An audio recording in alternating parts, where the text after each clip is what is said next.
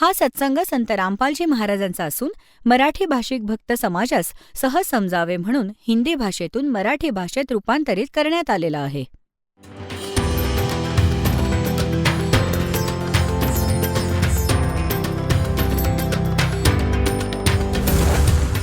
और ज्ञान सब ज्ञान डी कबीर ज्ञान सो ज्ञान और जैसे घोड़ा तोब कायम करता चले मैदान. जगद्गुरु तत्वदर्शी संत रामपालजी महाराजांचे अमृत वचन सर्व पवित्र धर्मांच्या व पवित्र शास्त्रांच्या आधारावर.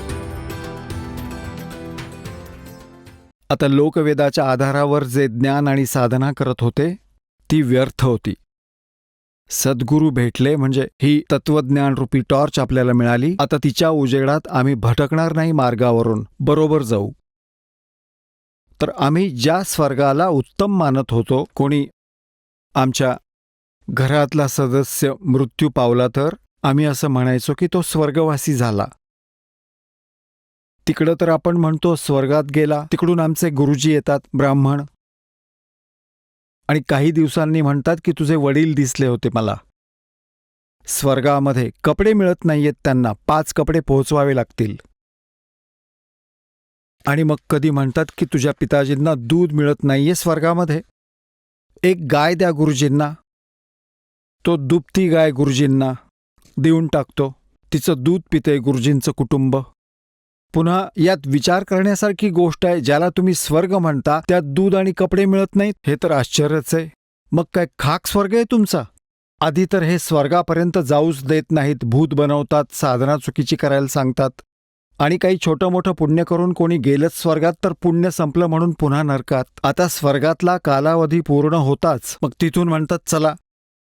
बायफोर्स जसा इथं तुमचा जबरदस्तीने मृत्यू होतो तसा स्वर्गातल्या देवतांचा पण बायफोर्स मृत्यू होतो ॲटोमॅटिकली. मग लगेच सांगतात चला नरकात. आता नरकातली वेळ संपली की लगेच म्हणतात चला गाढव बना. गाढव योनीतला कालावधी पूर्ण झाला की म्हणतात चला आता कुत्रा बना. कुत्र्याची योनी पूर्ण झाली की डुक्कर बना आणि मग मनुष्य बना. पुन्हा मृत्यू होईल, परत चला. हे चला चला तर भाई सतलोकमध्ये संपेल, इथं तर तसंच राहणार. आता परमात्मा म्हणतात आगे गए ना बावड़े रहते भी सब जाही बिन सत पुरुष की भक्ति कहीं ठोर ठिकाणा नाही.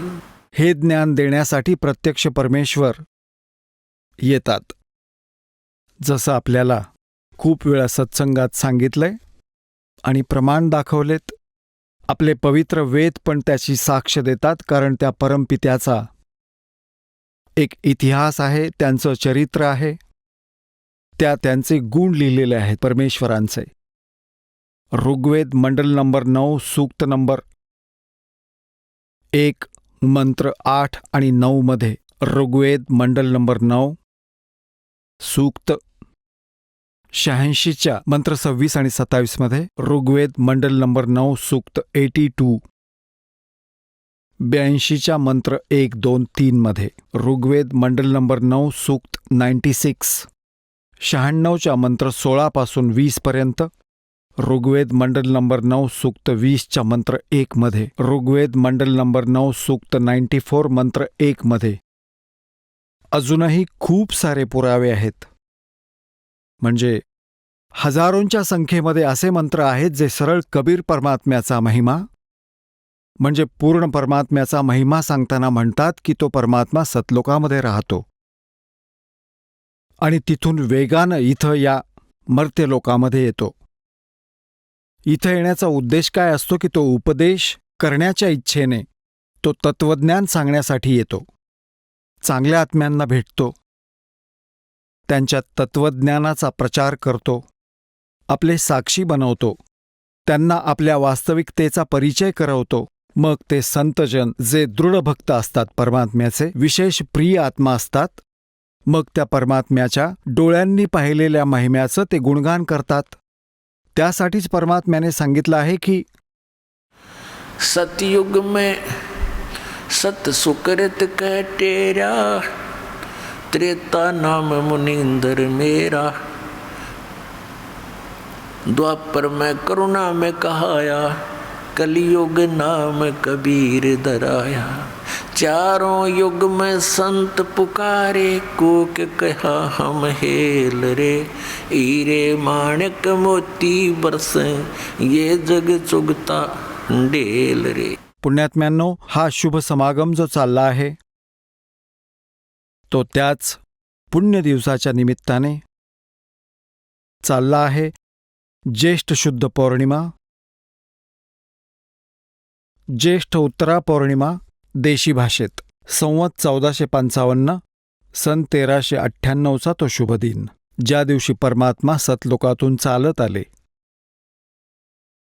आणि काशी शहराच्या बाहेर एका सरोवरामध्ये, लहरतारा नावाच्या सरोवरामध्ये उमललेल्या एका फुलावर, कमळाच्या पुष्पावर शिशुरूप धारण करून विराजमान झाले। त्यांना त्यावेळी एक रामानंद ऋषींचे शिष्य ऋषी अष्टानंदजी तिथं त्या सरोवरामध्ये स्नान करून ब्रह्ममुहूर्तावर सकाळी सकाळी आणि साधना करण्याचा प्रयत्न करत होते, जी त्यांच्या गुरुजींनी साधना सांगितली होती। प्राकृतिक शांतीचा ते लाभ घेत होते।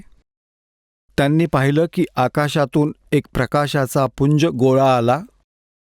डोळे दिपून गेलेत जेव्हा पाहिलं त्यांनी प्रकाशाला, डोळे दिपून गेले, डोळे बंद झाले। काय पाहिलं त्यांनी?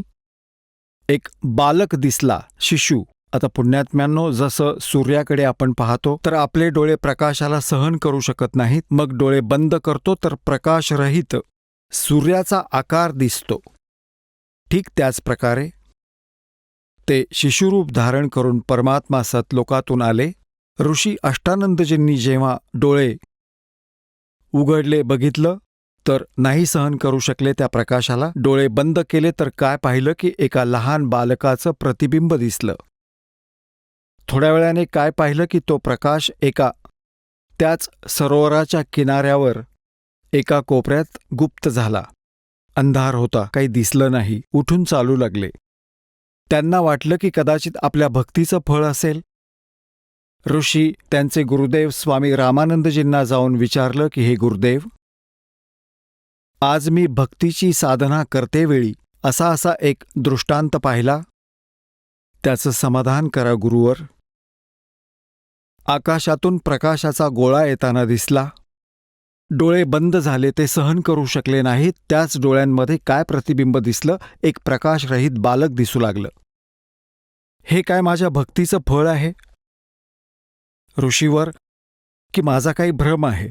मग ऋषीजींनी जसं ज्ञान होतं तसं सांगितलं की वरच्या लोकातून अवतार इथे काही लीला करण्यासाठी येतात, तेव्हा असेच तारा तुटल्यासारखे होते।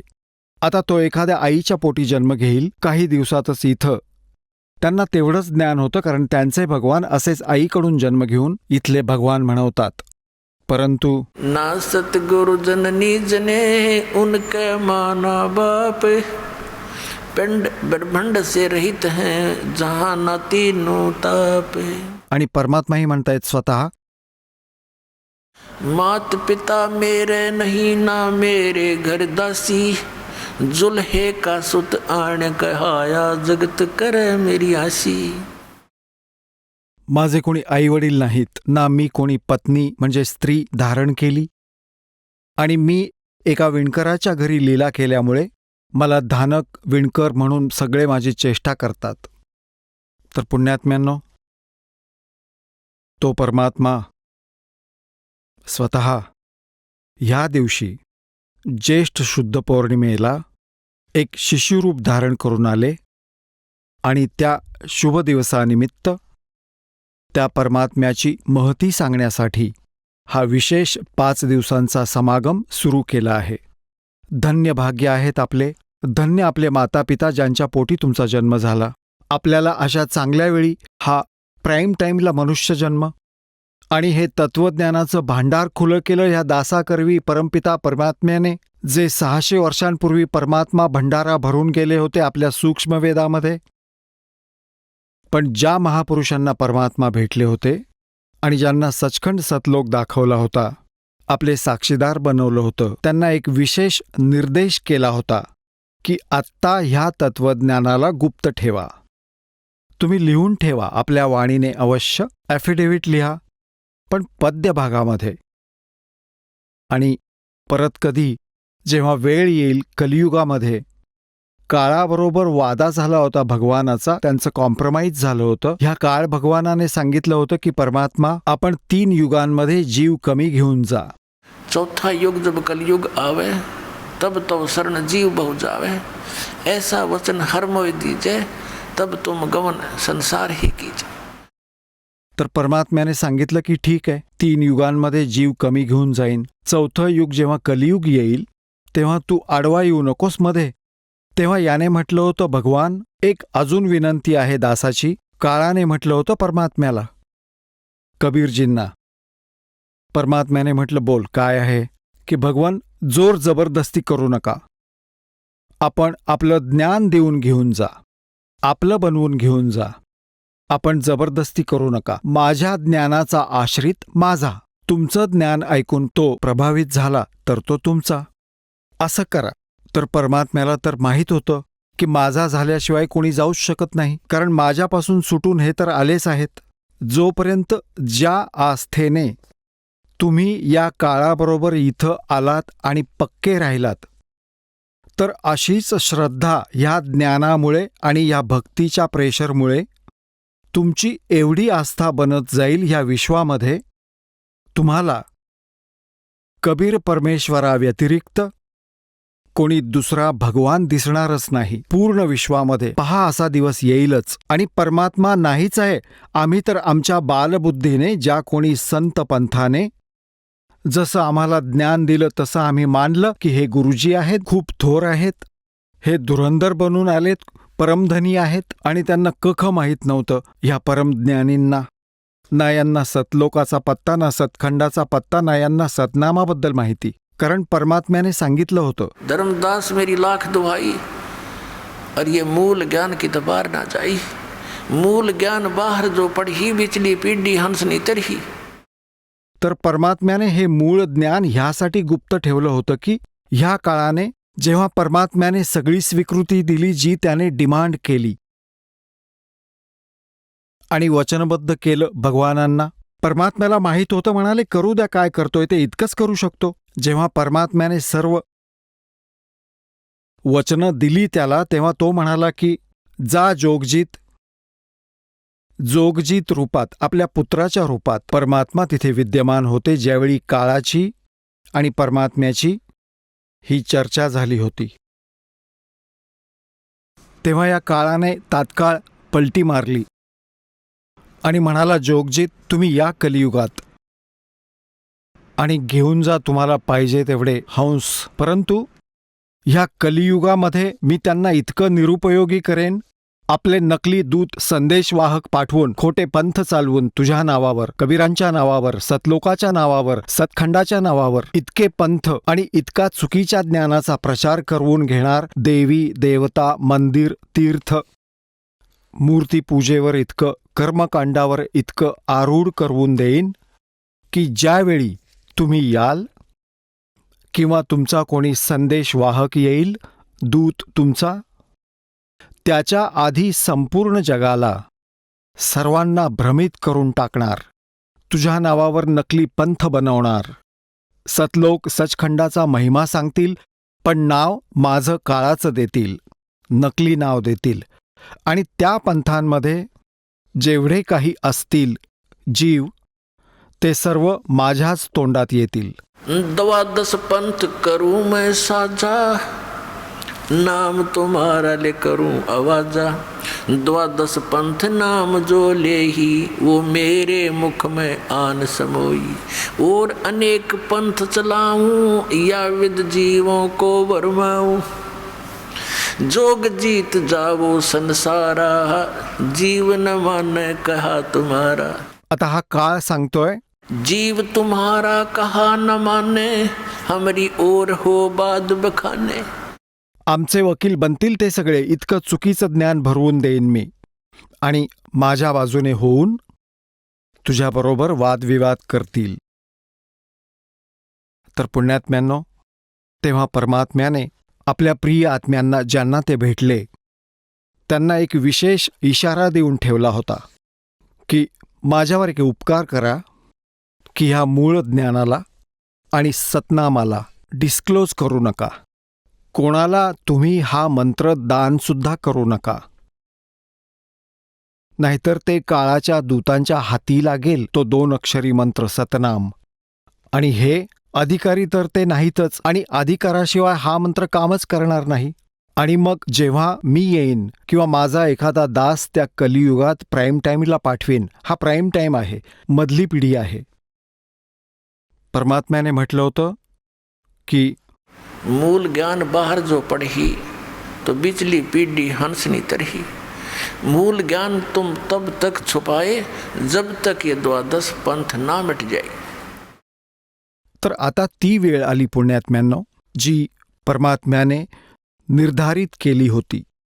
यालाच पवित्र कबीर सागरमध्ये यालाच ठीक म्हटलंय, ठीक वेळ. परमात्म्याने सूक्ष्म वेदात म्हटलंय की कलयुग बीतते 5500 पाचा, तब ये वचन मेरा होगा साचा. पुण्यात्म्यांनो, ह्या कलियुगाची 5505 वर्ष पूर्ण झाली आहेत. पुढे ते चालू आहे. तर आता ती वेळ आली आहे मधल्या पिढीची. जसं ह्या दासाचा जन्म झाला सन 1951 मध्ये, 8 सप्टेंबर 1951. त्यावेळी भारतवर्षामध्ये शिक्षण नावाची गोष्टच नव्हती आणि शिक्षणाकडे कुणाचं विशेष लक्ष असायचंही नाही. आणि 1947 मध्ये भारत स्वतंत्र झाला. 1951 मध्ये दासाचा जन्म झाला. त्यानंतर भारतवर्षामध्ये शिक्षणाचा पूरच आला. वृद्धांनाही शिकवलं. ही परमात्म्याची कृपा होती. आणि आता ह्या आधीचा जो काळ होता तो प्रथम चरण होता कलियुगाचा. आणि आता ही मधली पिढी चालली आहे, कारण प्रथम चरणामध्ये परमात्मा स्वतः आले आणि त्यावेळी हे ज्ञान दिलं होतं की कलयुग प्रथम चरण कलयुग निर्वाणा, तब मगर मांडू मैदाना. मगरमधून सशरीर जाईन. आणि आता ही मधली पिढी, शेवटची पिढी, जेव्हा या कलियुगाचा अंत होईल, शेवट होण्याची वेळ येईल, त्यावेळी सर्व प्राणी नास्तिक होऊन जातील. कोणी भगवानाला मानणारा लाखांमध्ये एखादा असेल. आणि सगळे व्यसनी होतील, दारू मांस तंबाखू खातील, सर्व दुराचारी होतील, खूप छोटी छोटी शरीरं होतील, आयुष्य खूप कमी होऊन 20 वर्षांचं होईल. आणि 5 वर्षांचा त्यामध्ये खंड असेल. जसं आज आपण 100 वर्षांचं मानून चालतो, तर 80 आणि 75, 90 पर्यंत कोणी एखादाच पोहोचतो, नाहीतर 70-75 पर्यंत सर्व शरीर सोडून जातात. तर त्यावेळी मॅक्सिमम आयुष्य कलियुगामध्ये मनुष्याचं 20 वर्षांचं असेल. आणि 15 वर्षातच लोक मरतील, तरुण पण होतील, आणि ते सगळे ज्या करायच्यात क्रिया त्या करून घेतील. आणि बीळ खोदूनच राहतील, एवढी लोकसंख्या वाढेल. घरं नाही बनवू शकणार, आणि जास्तीत जास्त 1.5 फुटाचं शरीर असेल ह्या मनुष्य प्राण्याचं. आपण मागचं पहा, मागचा इतिहास काढून पहा. आपल्या ह्या आयुष्यात पहा किती फरक पडत चाललाय. ॲव्हरेज उंची किती कमी व्हायला लागली आहे माणसाची. तर त्यावेळी अशी स्थिती येईल, कच्चं मांस खायला लागतील इतके दुराचारी लोक होतील. काही इज्जत आणि बेइज्जत याचा काही हिशोबच राहणार नाही. कुठलाही व्यवहार योग्य राहणार नाही कुठल्याही व्यक्तीचा. तर अशावेळी तर भक्तीचं नावही कोणी घेणार नाही. तर आता ही मधली पिढी आहे ती क्रीम आहे. हा वेळ आहे कलियुगाचा श्रेष्ठ. आणि आता पुण्यात्म्यांनो, अजून सर्वांच्या हृदयात देवाची आवड आहे. ही दुसरी गोष्ट आहे की आत्ता ते जिथं साधना करतायत त्यापासून काही लाभ तर मिळत नाहीये. तरीही त्यांना आणखी कुठंतरी माहिती मिळते की कदाचित तिथं देव आहे, तर तिथे पण धाव घेतात. तर ही वेळ परमात्म्याने यासाठी निवडली होती. आणि पुण्यात्म्यांनो, जसा हा दास आधी भगवान विष्णू श्रीकृष्ण यांचा कट्टर भक्त होता, मग याला समांतर हनुमानजींची आठवण आली की त्यांचा कट्टर पुजारी, आणि मग आपले घरगुती बाबा श्यामजी आठवले की त्यांचाही कट्टर पुजारी. शंकर भगवानांची चर्चा झाली की ते पण तितकेच प्रिय. ह्या ज्या साधना आपण करत होतो आणि आपल्याला आपले संस्कार प्रारब्धवश लाभ होत होते, तर आपण असा विचार करायचो की या देवांमुळे आपला थाट होतोय. आता यांचा इतिहास पहा, त्यांचं चरित्र पहा. ते स्वतःच म्हणतात की आम्ही ना कोणाचा काही फायदा करू शकतो ना तोटा. तोटा तर ते करूच शकणार नाहीत, कारण देवता चांगला आत्मा आहेत आणि लाभ देण्याची यांच्यामध्ये पॉवर नाही. तर हे तर न्यूट्रल आहेत. यांना आम्ही सर्व समर्थ मानत होतो. ही चूक आमच्या गुरूंची होती. हे शंकराचार्य, आचार्य ह्या सगळ्यांची होती. यांनी ब्रह्मा, विष्णू, महेश यांना सुप्रीम पॉवर सांगितलं होतं. आणि ह्या काळ भगवानाला नारायण सांगायचे की वरती परमात्मा आहे, परब्रह्म परमात्मा. ह्याला परब्रह्म परमात्मा मानत होते आणि त्याचे अवतार हे राम, कृष्ण आणि विष्णूला मानायचे. आणि शेवटी फिरवाफिरवी करून श्रीराम, श्रीकृष्ण आणि शंकर भगवानाला सर्वोच्च शक्ती आणि त्यांच्याच पूजेमध्ये दृढ करत होते. तर ही यांची जी पूजा होती आम्ही करत होतो, पण यांनी कधीही लिहिलेलं नव्हतं की आमची पूजा करा. हनुमानजींनी कुठं लिहून ठेवलं की माझी पूजा करा? आम्ही उगाचच त्याच्या मागे लागलो. तो तर भक्त होता आणि ते स्वतःच भक्ती करत होते. आता कोणी भक्त आहे, बुद्धिमान, शिष्ट, आणि त्याचीच कोणी डोकं टेकवून पूजा करत असेल तर तो म्हणेल नको बाबा. बुद्धिमान तर म्हणेल की नको बाबा, गुरुजींकडून दीक्षा घे, माझी तेवढी पात्रता नाहीये, मीही भक्ती करतोय आणि तू पण कर, त्यांच्याकडूनच उपदेश घे. तर असंच हनुमानजींचं जे वागणं होतं ते असंच होतं. आणि आमचं तर काय, तो एक भाव बनलेला आहे. ह्या काळ प्रेरणेने जसं एखादा हिरो असतो, तो आपल्या रोजीरोटीसाठी उड्या मारतोय, नाटकीपणा करतोय आणि आपण तर म्हणतोय की वा भाई, हा तर माझा आवडता हिरो आहे. ठेंगा तुझा आवडता हिरो, काय देणार आहे तो तुम्हाला? तसं लोक हे हनुमानाच्या मागे लागलेत. पैलवान होता, डोंगर उचलून आणला, राक्षस मारले, लंका जाळली, आम्ही त्याने प्रभावित झालो. आता सांगण्याचा उद्देश ह्या दासाचा असा नाहीये की हे कोणी वाईट व्यक्ती होते किंवा वाईट भक्त होते. ते नेक आत्मा होते, पण पूज्य नव्हते, आदरणीय आहेत. आता जो प्रसंग चालू आहे त्यावर येऊया की परमात्मा हे तत्वज्ञान देण्यासाठी स्वतः ह्या धर्तीवर येतात आणि आपल्या चांगल्या आत्म्यांना भेटतात, त्यांना तत्वज्ञानाशी परिचित करतात. तर इथे आता हा जो कलियुगाचा काळ आलेला आहे तो पीक टाईम आहे, प्राईम टाईम आहे किंवा मधली पिढी आहे. आणि परमात्म्याने म्हटलं होतं, धर्मदास मेरी लाख दुहाई, ये सार शब्द की तबार ना जाई. सार शब्द एकतर मूळ ज्ञान आहे. हे मूळ ज्ञान दास जे तुम्हाला सांगतोय ते तत्वज्ञान आहे. दिलेलं तर कबीर भगवानानेच आहे.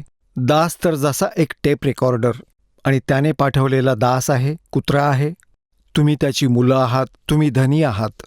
तुम्हा मालकांची हानी होतीये, चोर मागे लागलेत, कारण की तुम्ही सद्भक्ती न करता नकलियांमध्ये फसलेले आहात. म्हणून तुम्हाला भुंकून भुंकून जागं करतोय की संभाळा, जागे व्हा, तुमची चोरी होतीये, तुमचं अनमोल धन नष्ट होतंय. आता जो प्रसंग चालू आहे त्यावर येऊया की परमात्मा हे तत्वज्ञान देण्यासाठी स्वतः ह्या धर्तीवर येतात आणि आपल्या चांगल्या आत्म्यांना भेटतात, त्यांना तत्वज्ञानाशी परिचित करतात.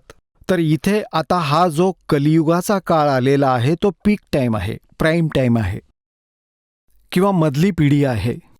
आणि परमात्म्याने म्हटलं होतं, धर्मदास मेरी लाख दुहाई, ये सार शब्द की तबार ना जाई.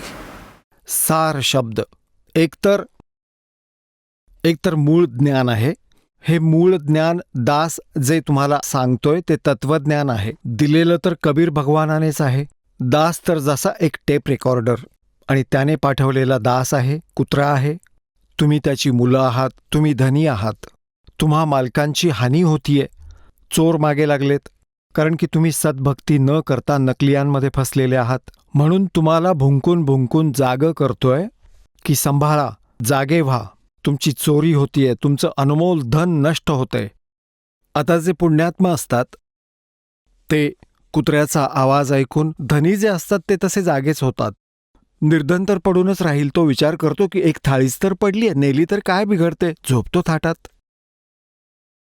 आणि जे धनी असतात ते असे भडकतात. म्हणजे जे पुण्यकर्मी प्राणी आहेत, जे नकलींमध्ये फसले आहेत, ते अवश्य जागे होतील ह्या दासाचा आवाज ऐकून, कारण तो सत्यावर आधारित आहे. ते केवळ निराधार कथा ऐकवत आहेत, ते दुसरे नकली पंथ आणि संत. तर पुण्यात्म्यांनो, आता ती वेळ आली आहे. परमात्म्याने 600 वर्षांपूर्वी सांगितलं होतं की एक काळ येईल धर्मदास, पूर्ण विश्वामध्ये माझंच ज्ञान राहील आणि सर्व माझी बालकं मला ओळखतील आणि मला शरण येतील. सतनामाचं नाव घेऊन सतलोकात जातील. तो 2 अक्षरी मंत्र आहे सतनाम.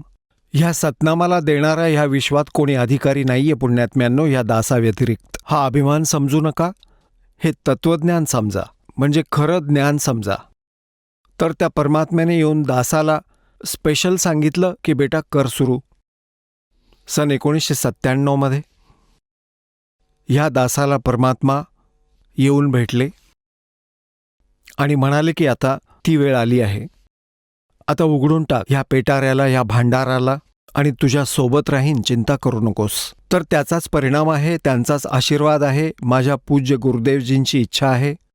हा दास परमात्म्याचा संदेश त्याच्या बालकांपर्यंत पोहोचवण्यात यशस्वी झाला. त्रास खूप झाला. क्रोधाकांड त्याचाच परिणाम होता. कारण सगळी परमात्म्याचीच बालकं आहेत जी आमचा विरोध करत आहेत, ती पण त्याचीच बालकं आहेत, पण ती काळामध्ये फसलेली आहेत. काळाने त्यांना आपलं हत्यार बनवलं, ह्या नकली आचार्यांना, गुरूंना. पण या समर्थांपुढे या नकल्यांचं काहीच चालणार नाही. ते आपलं कर्म बिघडवत आहेत.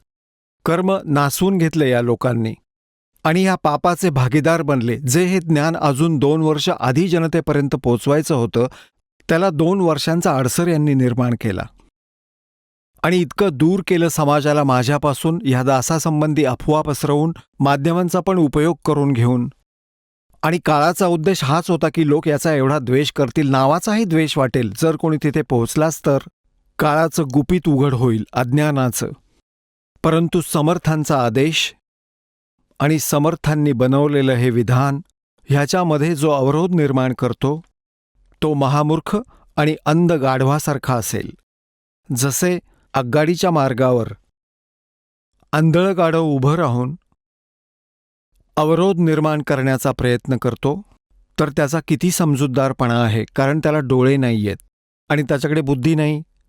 जशी ट्रेन येतीये, एक आंधळं गाढव उभं होतं रेल्वेच्या रुळांवर आणि गाडी येत होती.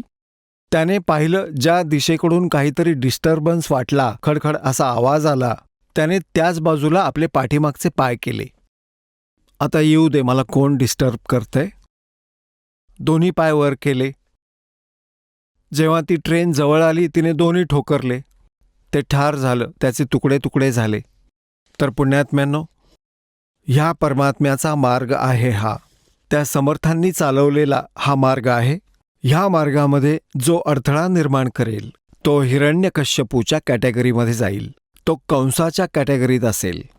आधी तर आपण चुका केल्या खूप, परंतु आता त्या उदाहरणांवरून सावध व्हावं लागेल आणि हे ज्ञान पूर्ण विश्वात जाईल. एकदा पुन्हा. आता तर आग लागलेलीच आहे. कलियुग घोर दिसतं आहे. कुठल्याही जातीधर्मात लोक भक्ती पण करतात आणि मांस पण खातात, बिडी पितात, दारू पितात आणि लाचखोर झालेत. माया जोडण्याची शर्यत लागलीय. तर ही तर घोर कलियुगाची झलक तुम्ही पाहत आहात. आता एकदम पुन्हा शांती होईल पूर्ण विश्वात. इतक्या प्रेमाने राहू लागतील. ह्या गाड्या आणि बंगल्यांची हाव संपून जाईल, ज्ञानाने होईल. जसं एक बँक मॅनेजर होता. जेव्हा दासाने हे नाव घेतलेलंच होतं, त्याने बँकेकडून काही लोन घेतलं आणि रोहतकमध्ये सेक्टर 1 मध्ये एक घर बांधलं. 3.5 लाख लागले त्या काळी. आज तर 40 लाख रुपये लागतील, किंबहुना आणखीन जास्त, 1 कोटीमध्ये. असं घर बनवलं. त्याचा मुहूर्त करण्यासाठी रविवारी कोण्या गुरुजींची वेळ जी कुठली होती ती निश्चित केली. आता आपण असा मुहूर्त करतो, आधी तर गुरुजींना आधी काहीतरी पुटपुट करू द्या, मग नंतर दारू पिऊन पार्टी करू, असा असायचा मुहूर्त आमचा. एवढंच ज्ञान राहिलं होतं. आता त्याने सगळे मित्र, आवडते लोक गोळा केले होते, नातेवाईक आले होते आणि काही त्याला एखाद्या आयटमची गरज भासली, स्वतः स्कूटर घेऊन तो सामान आणायला चालला होता. बाजारात मेडिकलच्या वळणावर एका स्कूटरची स्कूटरला टक्कर झाली, 2 व्हीलरची 2 व्हीलरला, आणि पडला. पडताच कानशिलाला लागलं फुटपाथवर. तिथेच मृत्यू झाला. आता काय चाटणार त्या घराला? तो तसाच राहिला सभा समारंभ. आता जे काम ह्या मनुष्य जीवनात करायचं होतं त्याने ते तर सोडून दिलं. ह्या मूर्ख गोष्टींमागे धावला. का धावला? कारण आपण वातावरण असं निर्माण केलंय. अध्यात्मज्ञानाची बाजू पकडण्याऐवजी आम्ही दुसरीच बाजू पकडली. दुसरी स्पीड पकडायची होती ती भगवानाची भक्ती करायची होती. एक घर नीट बनवावं आपलं नीटपणे, उन्हा थंडीपासून बचाव करण्यासाठी, ह्यासाठी बनवलं होतं. कारण भक्तीमध्ये बाधा आणतात नैसर्गिक आपत्त्या. कधी कडक उन्हाळा, कधी पावसाळा, कधी हिवाळा, तर कधी गारा पडतात. तर त्यासाठी वाचता यावं व भक्ती करता यावी म्हणून झोपडी वगैरे बांधून आपण काळ व्यतीत करायचा होता. आता जसं, कारण की ह्या गोष्टी आधी तर परिणाम करत नव्हत्या आणि नाम घेतल्यानंतर तर ह्या गोष्टी काळजात जाणवतात. खरोखरच हे काय सोंग झालं. जेव्हा दासाने ह्या मार्गाचा प्रारंभ केला होता, आदेश आला होता गुरुदेवांचा, तेव्हा आमच्याकडे इतक्या सोयी नव्हत्या. काही भक्तांना एक जीप घ्यायची होती कर्जावर, त्याला फायनान्स केला. रोहतकमध्ये एक व्यक्ती होती, ती फायनान्स करत असे.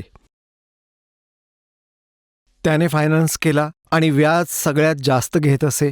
ते तर घेतातच, सगळे घेतात ज्ञानाविना. तर आमचा भक्त सांगत होता की मी, चर्चा सुरू होती की तुम्ही कोणाचे शिष्य आहात. आम्हाला विचारलं, आम्ही सांगितलं तुमचं नाव कबीर साहेबांच्या पंथातले आहोत, रामपाल महाराजांचे आम्ही शिष्य आहोत. आणि आम्ही, भक्त सांगत होते, आम्ही सुद्धा, त्याचे वडील बसले होते ऑफिसमध्ये. तोपर्यंत आम्ही वाट पाहत होतो, त्या कर्ज देणाऱ्या त्यांच्या मुलाची वाट पाहत होतो त्यांच्या ऑफिसमध्ये बसून. तर त्याच्या वडिलांना सांगितलं की तुम्ही सुद्धा भक्ती करा, नाम घ्या आमच्या गुरुजींकडून. तर त्याचे वडील म्हणतात, माझी तर मजा चालली आहे, भगवान शंकरांची पूजा करतो, मातेची पूजा करतो आणि आम्ही आमचे गुरु बनवले आहेत आणि भगवान विष्णूचे आम्ही पुजारी आहोत. सगळी कामं आम्ही नीट करतोय, मूर्ती वगैरे पण आणून ठेवली आणि काय म्हणतोय की माझ्यासारखा सुखी आज कुणी नाहीये. ह्या भगवानांनी केलं, ह्या देवतांकडे निर्देश करून म्हणतो.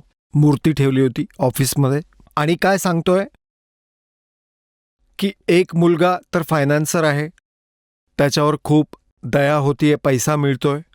आणि एक मुलगा जज बनला आहे, मुलाचं आत्ताच लग्न झाले, त्याची पत्नी सुद्धा जज आहे.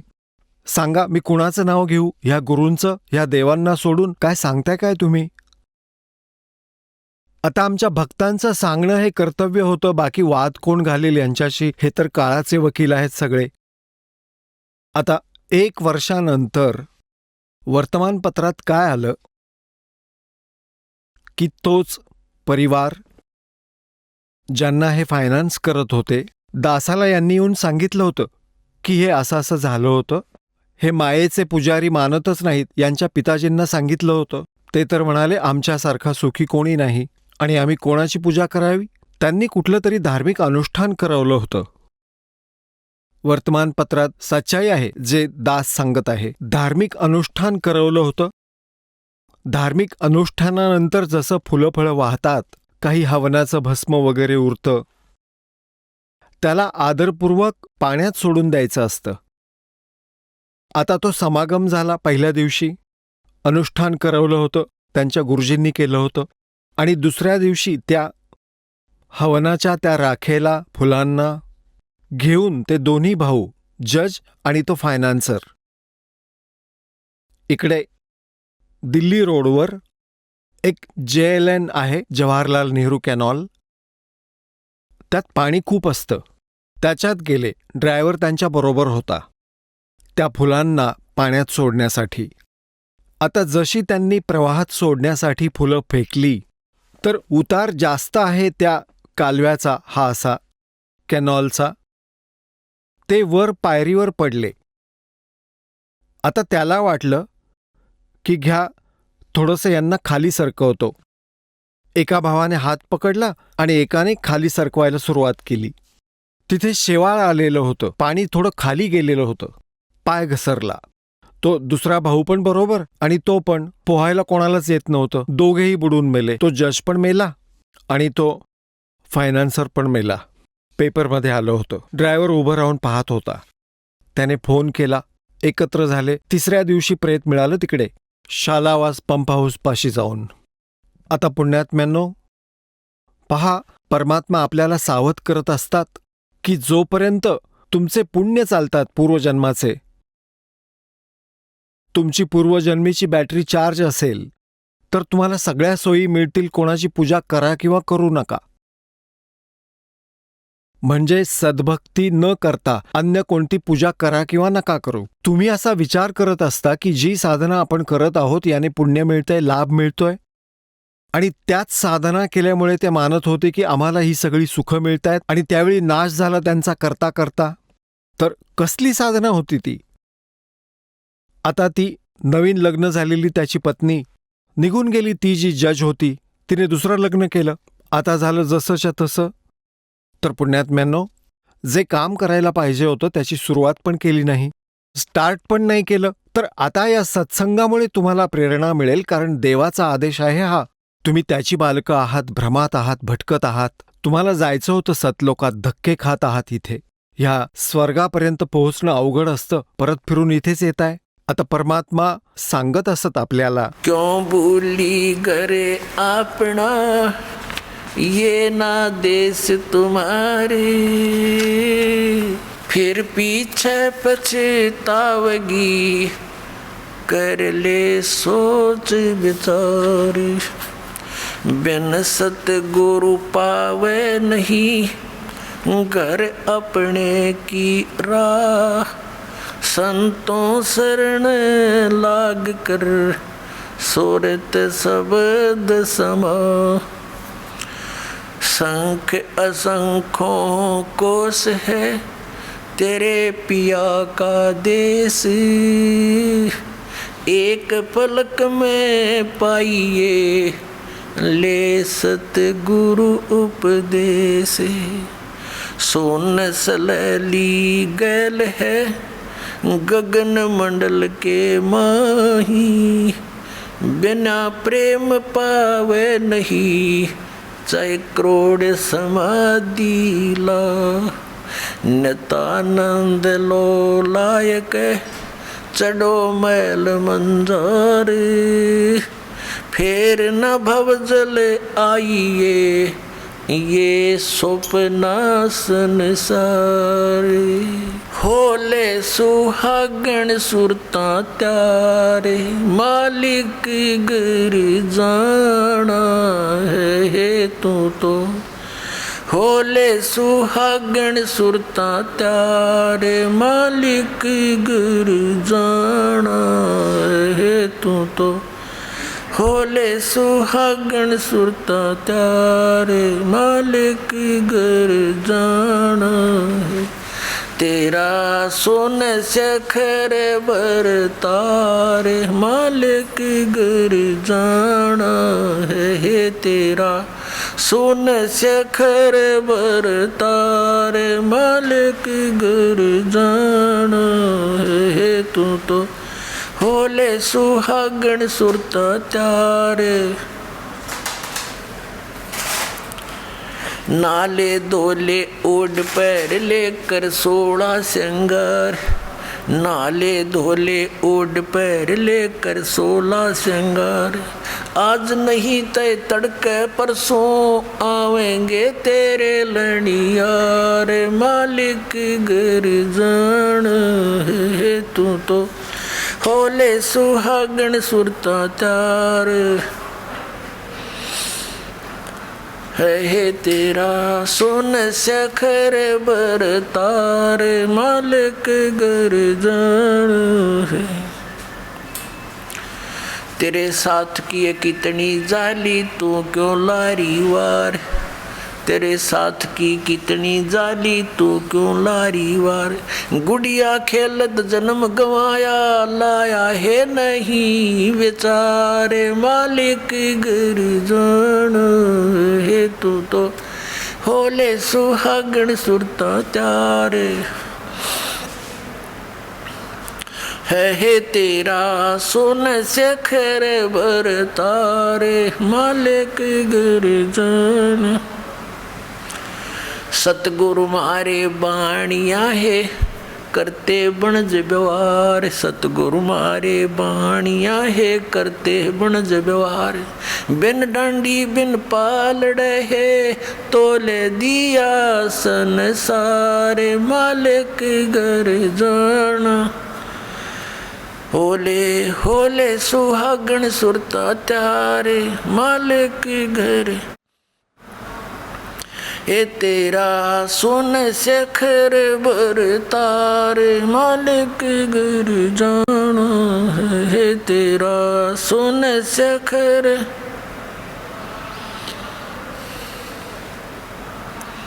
सोन शेखर में सेज पिया की हंस हंस कर ले प्यार।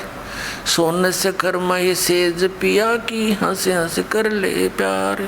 कह कबीर सुनो मेरी सजनी वहाँ लूटो है अजब बहार मालिक गर जाना है। होले होले सुहागण सुरता त्यार मालिक गर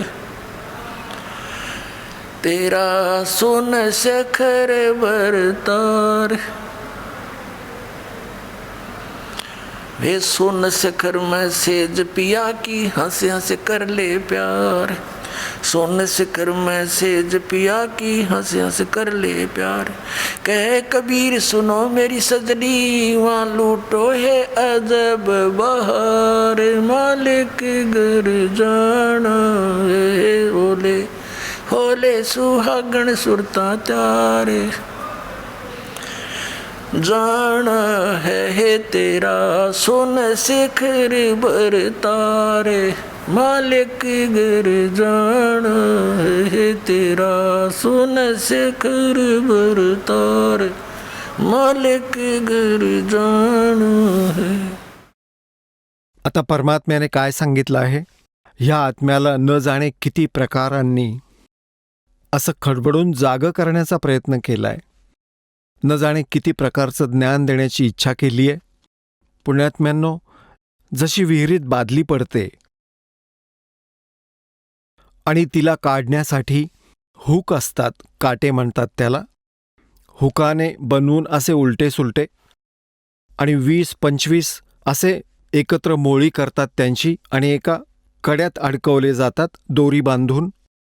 ती विहिरीतून काढण्याचा प्रयत्न केला जातो. बादली तर ती एकेका आकड्यात अडकू शकते, एखादाच पुरेसा असतो, पण नाही. म्हणून तर असे अनेक घ्यावे लागतात, न जाणो कोणत्यात अडकेल. एकच असेल तर फिरत राहील.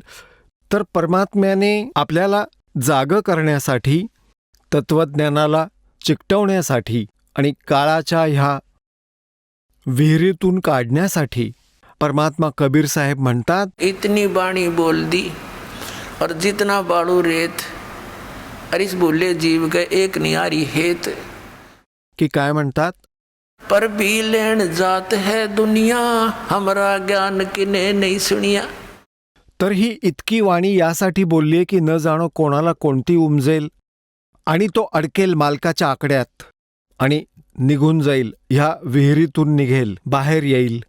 तर अशा प्रकारे परमात्मा सांगू इच्छितात की हे एक आत्मा, सुरताला एक आत्मा म्हटले आहे आणि याला समजावण्याचा प्रयत्न केला आहे की होले सुहागण सुरता त्यार तना मालिक घर जाना है। आपल्या सगळ्यांचा स्वामी, आपल्या सर्वांचा धनी, आपल्या सर्वांचा खसम म्हणजे एकच आहे. मालिक म्हणा, पती म्हणा, स्वामी म्हणा किंवा भगवान म्हणा, तो एकच आहे. तर ह्या आत्म्याला हे सांगतायत परमात्मा, आपलीच महिमा एक डबल रोल करून आपल्याला सांगतायत. तसं तर परमात्म्याने खूप अनेक वेळा कबीर परमेश्वराने म्हटलंय की आय एम गॉड. हम ही अलख अल्लाह हैं कुतुब गौस और पीर। म्हणजे सर्व प्रकारचे, जसे कोणी साधू रूपात, पीर रूपात, पैगंबर म्हणजे संदेशवाहक, तत्वदर्शी संत जगद्गुरू बनून मीच येतो आणि आम्हीच अलख अल्लाह आहोत.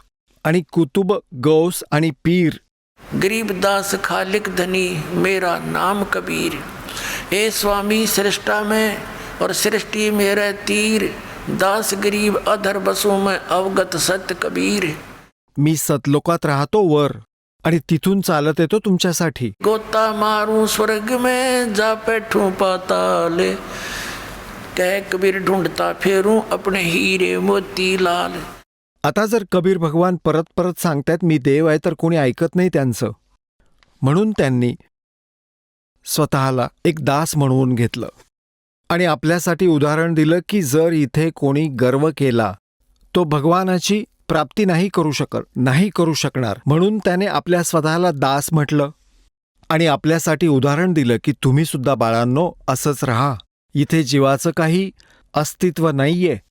म्हणतात मर्द गर्द में मिल गए वो रावण से रणधीर, कंस के चाणूर से वो हिरणाकुश बलवीर, तेरी क्या बुनियाद है तू जीव जन्म धर लेत, गरीबदास एक नाम बिना तेरा खाली रह जा खेत. तर म्हणतात मर्दगर्दमध्ये भेटले ते धरती तोलत होते. वाट लागली त्यांची गाढवाची योनी भोगतायत. तर इथे तर दास बनून राहा सगळ्यांना, कोणाला दुःख देऊ नका. मन कर्म वचनाने सुद्धा कोणाला त्रास देण्याचा प्रयत्न चुकून सुद्धा करू नका. तुमची भक्तिहीनता होईल, देव तुमच्यावर नाराज होईल. तर हळूहळू आपल्याला इतकं शिष्ट व्हायचंय की देवाला आपण आवडू लागू. तर त्यासाठी इथे काय सांगितलंय, आता काय सांगत आहेत परमात्मा, तेरा सुन शिखर में, सुन शिखर में, सुन म्हणजे सगळ्यात वर, व्हॅक्यूम प्लेस, जिथे इतर वस्तू नसतात, त्या शून्याच्या पार करून त्याच्या शिखरावर, टॉपवर, तिथे तुझा पती राहतो. म्हणजे तुझा मालक आहे, तो सत्पुरुष आहे. आणि ते परमात्मा स्वतः म्हणतात, ए स्वामी सृष्टा में सृष्टि मेरा तीर, दास गरीब अधर ऊपर अधर बसूं, वरती राहतो सगळ्यात टॉपमोस्ट प्लेसमध्ये. और हम अवगत सत कबीर. तर इथे परमात्मा तिकडेच संकेत करीत आहेत की नाले धोले ओढ पेरले. आता पुण्यात्म्यांनो, सवाष्ण कोण असते? ज्या मुलीचं लग्न झालं आहे, ज्या मुलीचं लग्न झालं आहे ती सवाष्ण झाली. आणि जिचं लग्न नाही झालं ती कुमारी आहे. कुमारी आहे तर आपल्या पतीच्या घरी ती कशी जाईल? ती तर कुमारी आहे, अजून आपल्या वडिलांच्याच घरी आहे. तर आम्ही ज्यांना उपदेश प्राप्त झालाय, आपणा सर्व आत्म्यांना ज्यांना दीक्षा मिळालीय, तर तुम्ही सवाष्ण झालात. आता जेव्हा मुलीचा विवाह होतो, विवाहित होते, तर प्रथम एक विशेष ते होत असे. जसं बाळाला पाठवण्यासाठी खूप सारे आयटम तयार करावे लागत असत आणि मुलीला पण चिंता वाटत असे. आपल्या कपड्यांना नक्षीकाम, भरतकाम वगैरे करण्यात व्यग्र राहत असे. तर काय सांगतात की ह्या राम नाम धनरूपी ह्या हुंड्याला जमवून ठेव. हा हुंडा तू घेऊन जाशील आणि हे सर्व तुझ्यामध्ये, जसे 16 शृंगार कर. कोणते 16 शृंगार? शील, संतोष, विवेक, क्षमाभाव, भक्ती, दानाची इच्छा, अशा प्रकारे 16 प्रकारचे साधकाचे. तसे तर मुलींना 16 शृंगार सांगितलेले आहेत, परंतु भक्तांचे जे शृंगार आहेत ते कर, ज्यामुळे तू तुझ्या पतीला आवडशील. म्हणजे मांस, दारू, तंबाखू न खाणं, आण उपासना नाही करायची, आणि हे शील, संतोष, विवेक, दयाभाव, नम्रता, एक खूप छान मृदू भाषा, अशा प्रकारचे जे शृंगार आहेत भक्ताचे, जर आपण ह्या शृंगारांनी युक्त असाल तर देवाला आवडाल. हे असं उदाहरण दिलं आहे. नाले धोले ओढ पेरले. न्हाणं धुणं काय आहे? सत्संगरूपी ह्या अमृत सरोवरात आत्म्याचा मळ उतरू दे. नाले धोले ओढ पेरले और कर 16 सिंगार. म्हणजे सगळ्या मर्यादांमध्ये राहा. आणि आज नहीं ते कल परसों तेरे आवेंगे लणियार. ही देशी भाषा आहे हरियाणाची जवळजवळ. परमात्म्यांनी तर सगळ्या भाषांमध्येच दिलंय ज्ञान, ज्यामुळे माझी बालके कुठेही असली तरी तिथे समजून जातील. लणिहार म्हणजे तुला नेणारे तुझे पती येतील, यमाचे दूत समज. हे तर लणिहार यमाचे दूत आहेत आमचे. आणि तिथे सतलोकात याल तर परमात्मा येतील ह्या दासाच्या रूपात. म्हणतात आज नाही तर उद्या परवा, म्हणजे एक दिवस तर मृत्यू होणारच आहे तुमचा. इथं तर कोणालाच राहायचं नाहीये. तर निघायची तयारी करावी लागेल. जे सवाष्ण असतील, म्हणजे ज्यांनी नाम घेतलं आहे, गफलत करू नका. ते तर कधीही येऊ शकतात घेऊन जायला. आता आपण परके झालो आहोत, तर ह्याविषयी सांगितलं आहे. तेरे साथ की कितनी जाली तू क्यों लारी वारे, गुडिया खेलत जन्म गवाया तन लाया नहीं बेचारे. पुण्यात्म्यांनो, आधी आपण छोटे छोटे होतो जेव्हा आपल्या बहिणी, आत्या त्यांची तिथी धरत असत, ठीक निर्धारित वेळी करत असत सासरी जाण्याचा. त्या ठीकच्या आधी ते काय करत असत? आपले कपडे करत असत, 40 तीड समोरच्यांची, ही बाहेरच्यांचे 20 तीड. तीड म्हणजे संच, सेट. कपड्यांच्या संचाला सेट म्हणतात. घागरा असायचा असा मोठा, त्यावर एक कुर्ता, ओढणी, ह्याला तीड म्हणतात. Complete set. तर ते टेलर येत असत तिथे, घरीच कपड्यांना शिवून जात असत. तर तुकडे उरत असत कापडाचे. तर छोट्या बहिणी ज्या असत, छोट्या छोट्या मुली, त्या काय करायच्या, ते तुकडे उचलून आणि असे असे करून बनवत असत. हे 20 पुढच्याचे, 12 मागच्याचे, आणि त्याचं एक गाठोडं बांधून छोट्याशा पेटीत ठेवत असत. रोज खेळताना काढत असत एक एक एक, हे पुढच्याचे, हे मागच्याचे. आणि कोणी भाऊ किंवा दुसरी बहीण तिच्या त्या चिंधीला, एवढ्याशा तुकड्याला, चिरगुटाला कोणी काढून घेत असत. ती मोजते, नाही मिळाले 40 तर रडून रडून सांगत असे, ह्याने माझे तीड काढून घेतले, हाय माझे तीड काढले. आता ती रडते वाईट तऱ्हेने. तिला विचारलं काय झालंय, तर माझी तीड काढून घेतली. हे इतके होते, एक कमी दिसते, हिने काढून घेतली. ती मग परत दिली तरच ती शांत होते. तर हे खेळ होते. आणि जेव्हा ती मुलगी मोठी होऊन बाहुल्या खेळू लागते, एक बाहुला आणि एक बाहुली बनवते चिंध्यांपासून. मग त्यांचं लग्न लावत असे आणि मग त्याबरोबर ते गाठोडं डोक्यावर धरून सासरी चालत असे. म्हणजे अशा प्रकारे खेळत असे. मग जेव्हा ती मुलगी मोठी होते, शहाणी होते, आणि मग तिला ते ओरिजिनल तीड म्हणजे तो सेट आणि सूट, तो ओरिजिनल तीड मिळतो आणि ओरिजिनल पती नवरा मिळतो. तर मग ती मुलगी काय बाहुला बाहुलीचे खेळ खेळू शकते?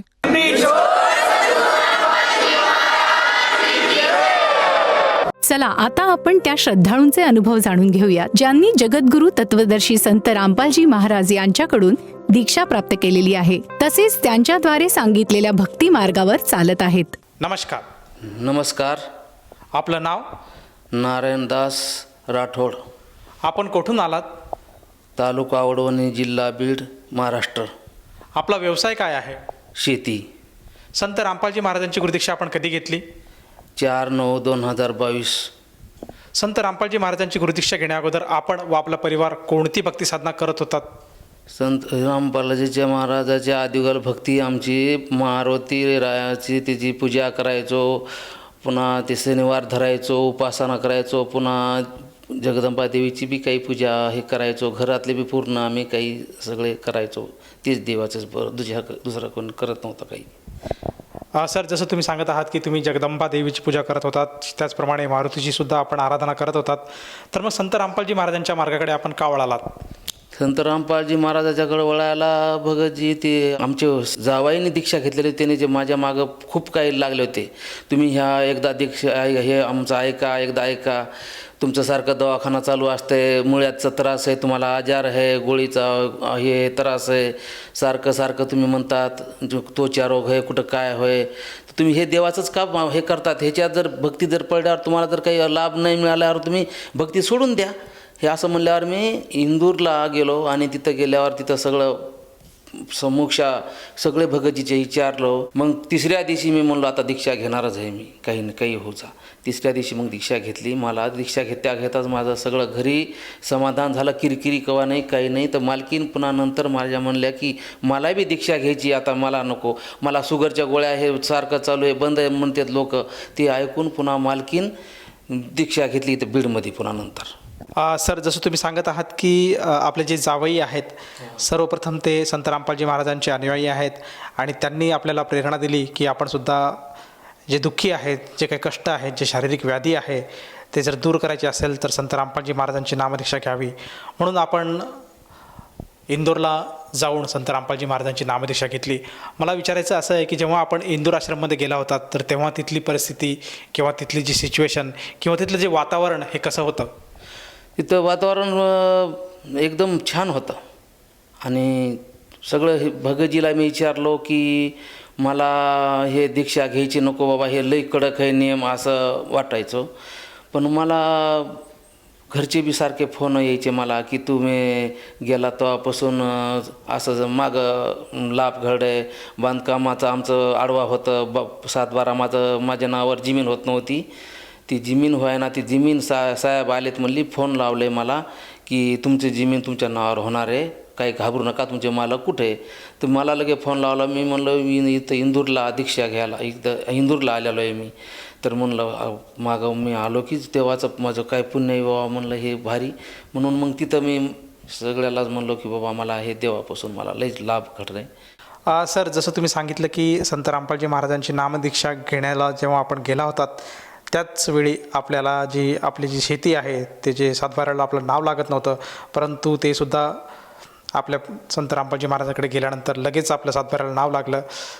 तर ह्या व्यतिरिक्त सुद्धा आपल्याला सद्भक्ती केल्यामुळे संत रामपालजी महाराजांनी जे मग गुरुमंत्र दिले, त्या गुरुमंत्रांमुळे आपल्याला आणखीन काही अनुभव किंवा काही लाभ प्राप्त झालेत का?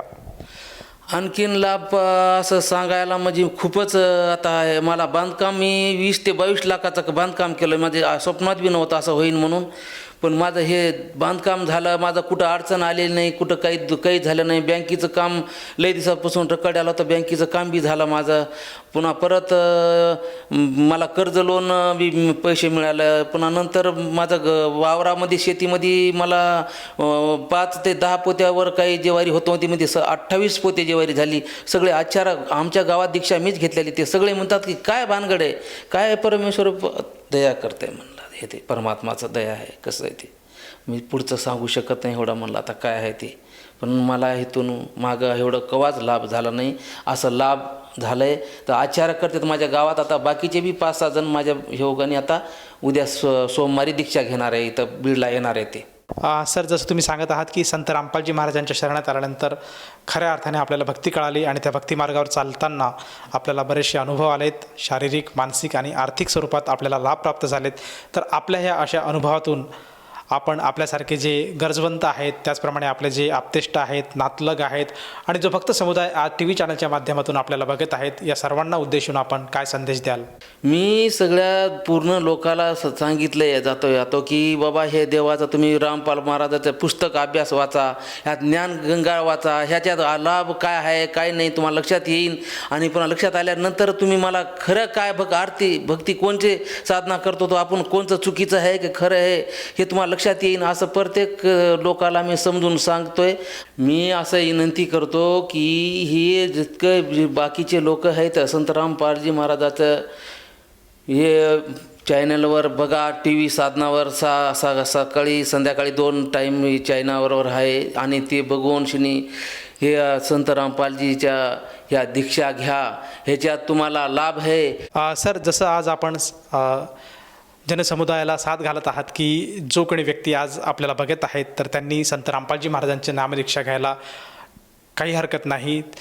तर ज्या साधकाला असं जाणवत असेल की आपण सुद्धा संत रामपालजी महाराजांच्या नामदीक्षेत यावे, तर तो साधक संत रामपालजी महाराजांची नामदीक्षा कशी घेऊ शकेल? जो कोई चॅनलवर इंटरव्ह्यूवर बघत असेल ना, तो खाली चॅनलवर नंबर येत आहे संत रामपालजी महाराज, त्याच्यावर फोन लावा आणि दीक्षा घेण्याचा संपर्क साधवा. धन्यवाद. धन्यवाद. धन्यवाद.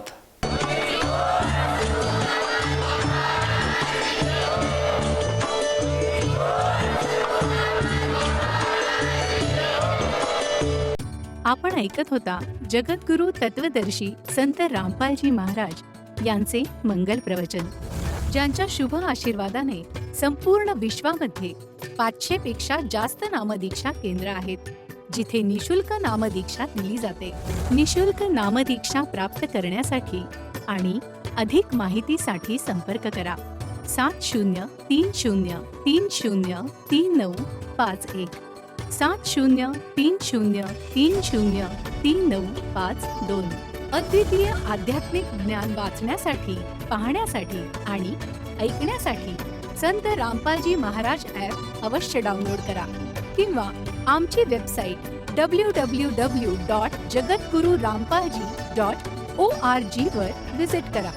आम्हाला सोशल मीडियावर फॉलो करा. सर्व पवित्र धर्मांच्या पवित्र शास्त्रांवर आधारित प्रमाणित अनमोल पुस्तक ज्ञानगंगा किंवा जगण्याचा मार्ग यापैकी कोणतेही एक पुस्तक निशुल्क मागवण्यासाठी आपण आम्हाला आपले पूर्ण नाव, पूर्ण पत्ता, पिनकोड आणि फोन नंबर सह लिहून 7030303951 किंवा 7030303952 या नंबरवर SMS करू शकता किंवा 7030303950 या नंबरवर व्हॉट्सअप देखील करू शकता.